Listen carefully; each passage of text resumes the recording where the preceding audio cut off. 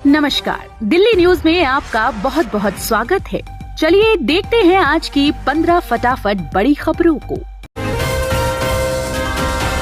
छात्रों की मौत के मामले में दिल्ली पुलिस ने दर्ज किया जमानत न मिलने वाली धाराएं। दिल्ली के ओल्ड राजेंद्र नगर में स्थित coaching centre Rao IAS study circle के बेसमेंट में अचानक बारिश का पानी भरने से सिविल सेवा परीक्षा की तैयारी कर रही 2 छात्राओं व 1 छात्र की मौत हो गई। इस घटना को लेकर छात्र छात्राओं में आक्रोश या अभ्यर्थी विरोध प्रदर्शन कर मामले में सख्त कार्रवाई की मांग कर रहे हैं। पुलिस ने इन दोनों आरोपियों समेत बिल्डिंग मैनेजमेंट ड्रेनेज सिस्टम की देखभाल करने वाले निगम कर्मियों व अन्य के खिलाफ गैर इरादतन हत्या की विभिन्न धाराओं में केस दर्ज कर लिया है। छात्रों की मौत पर दिल्ली मेयर का बयान, कड़ी जांच के बाद दोषियों को मिले सख्त सजा। दिल्ली के ओल्ड राजेंद्र नगर में स्थित coaching centre Rao IAS study circle के बेसमेंट में अचानक बारिश का पानी भरने से सिविल सेवा परीक्षा की तैयारी कर रही 2 छात्राओं व 1 छात्र की मौत हो गई। इस पर दिल्ली की मेयर शैली ओबरॉय ने दुख जताया है। उन्होंने कहा कि कल की बेहद दुखद घटना ने पूरी दुनिया को झंझोड़ा है। राजेंद्र नगर के कोचिंग सेंटर के बेसमेंट में पानी भरने से 3 बच्चों की जान गई। कड़ी जांच होनी चाहिए और दोषियों को सख्त से सख्त सजा मिलनी चाहिए। मनु भाकर ने दिलाया भारत को पहला medal. Manu Bhaker Paris Olympics 2024 में भारत के लिए पहला मेडल जीतने वाली एथलीट बन गई है। उन्होंने महिलाओं की 10 मीटर एयर पिस्टल स्पर्धा में ब्रॉन्ज मेडल जीतकर भारत का मान बढ़ाया है।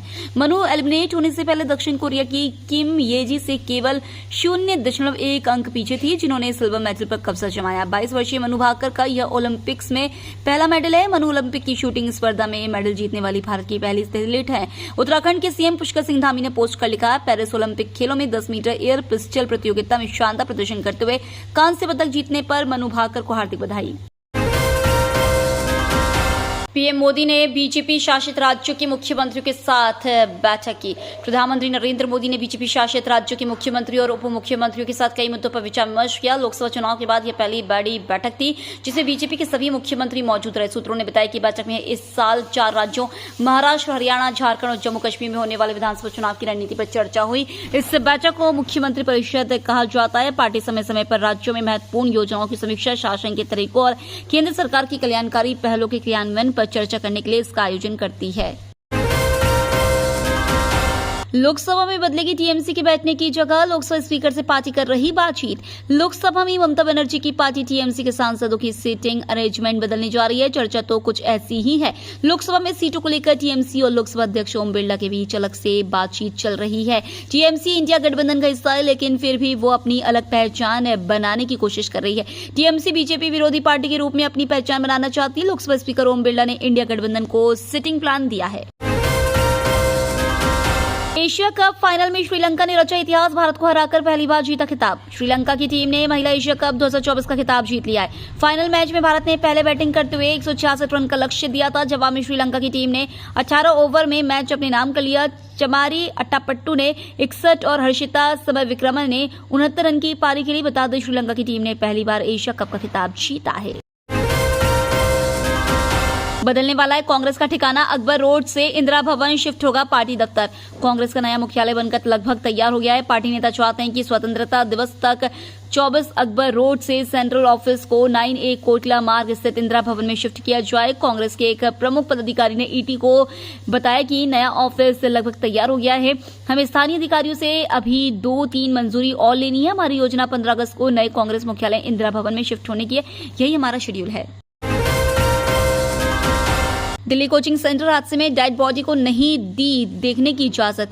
मध्य दिल्ली के ओल्ड राजेंद्र नगर इलाके में कोचिंग सेंटर के बेसमेंट में पानी भर जाने की घटना में जान गंवाने वाले सिविल सेवा परीक्षा के 3 स्टूडेंट्स के दोस्त और परिजन राम मनोहर लोहिया अस्पताल में तब गुस्से में आ गए जब उनके शवों को देखने की इजाजत नहीं दी गई। बता दें कि ओल्ड राजेंद्र नगर इलाके में शनिवार शाम भारी बारिश के बाद coaching centre Rao IAS study circle की इमारत के बेसमेंट में पानी भर जाने से उत्तर प्रदेश के अंबेडकर नगर की रहने वाली श्रेया यादव, तेलंगाना की रहने वाली सोनी और केरल के एर्नाकुलम के रहने वाले नवीन दलविन की मौत हो गई थी। नालों की सफाई के एमसीडी के दावे पर हुए धराशायी। एमसीडी प्रतिवर्ष मानसून से पहले नालों की सफाई करने का दावा करती है। इसी कड़ी में उसने इस साल भी नालों की सफाई करने की घोषणा की थी, लेकिन राजधानी में बीते दिनों बारिश के दौरान नाला ओवरफ्लो होने से कोचिंग सेंटर के बेसमेंट में पानी घुस गया और डूबने से छात्राओं की मौत हो गई। एमसीडी प्रतिवर्ष मानसून आने से पहले 15 जून तक अपने सभी नालों की सफाई करने के लिए एक्शन प्लान बनाती है। इसमें नालों के नाम, लंबाई और गहराई का उल्लेख होता है। यमुना एक्सप्रेसवे पर पैदल चलने वालों की हो रही मौतें, प्रतिबंध के बाद भी जा रहे लोग। यमुना एक्सप्रेसवे पर लोगों के पैदल चलने पर प्रतिबंध लगा है, इसके बावजूद भी लोग पैदल चलते हैं। पिछले कुछ वर्षों में एक्सप्रेसवे पर सड़क दुर्घटनाओं में पैदल चलने वालों की मौत की संख्या में वृद्धि हुई है। इनमें से 41% मौतें अकेले 2023 में हुई। आरटीआई अधिनियम ने इसके लेकर एक डेटा जारी किया है। आरटीआई अधिनियम की तरफ से जारी किए गए डेटा के मुताबिक 2012 में यमुना एक्सप्रेसवे को यात्रियों के लिए खोला गया था। 165 किलोमीटर लंबे यमुना एक्सप्रेसवे पर 2012 से कुल मिलाकर 39 पैदल यात्रियों की जान चली गई। इनमें से 16 मौतें अकेले 2023 में दर्ज की गई। दिल्ली में बढ़ने वाली है पार्किंग फीस, जाने क्या है एमसीडी का प्लान। दिल्ली नगर निगम प्रदूषण के मौसम में एक बार फिर से पार्किंग फीस बढ़ाने का प्लान बना रहा है। अगर उनका प्रस्ताव मान लिया जाता है तो ग्रैब सेकेंड लागू होने पर पार्किंग फीस 4 गुना तक बढ़ जाएगी। इससे पहले भी एमसीडी ऐसा करने की कोशिश कर चुका है, लेकिन उसे सफलता नहीं मिली। अब एमसीडी इस प्रस्ताव को आज होने वाली हाउसिंग मीटिंग में पेश करेगा।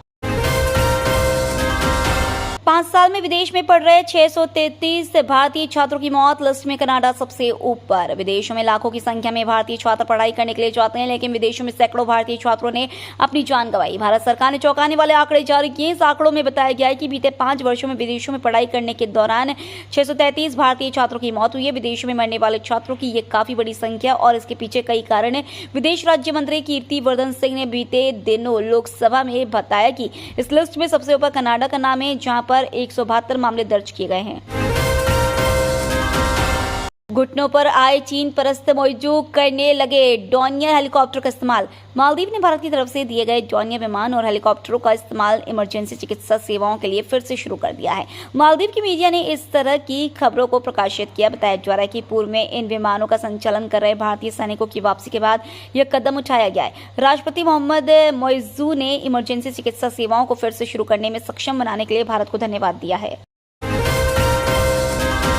मन की बात में बोले पीएम मोदी, 15 अगस्त पर सेल्फी जरूर अपलोड करें। पीएम मोदी ने मन की बात में कहा कि पहले की तरह इस साल भी आप http://harghar-tiranga.com पर तिरंगे के साथ अपनी सेल्फी जरूर अपलोड करें। आपको एक और बात याद दिलाना चाहता हूं, हर साल 15 अगस्त से पहले आप मुझे अपने ढेर सारे सुझाव भेजते हैं। आप इस साल भी मुझे अपने सुझाव नमो ऐप पर जरूर भेजिए।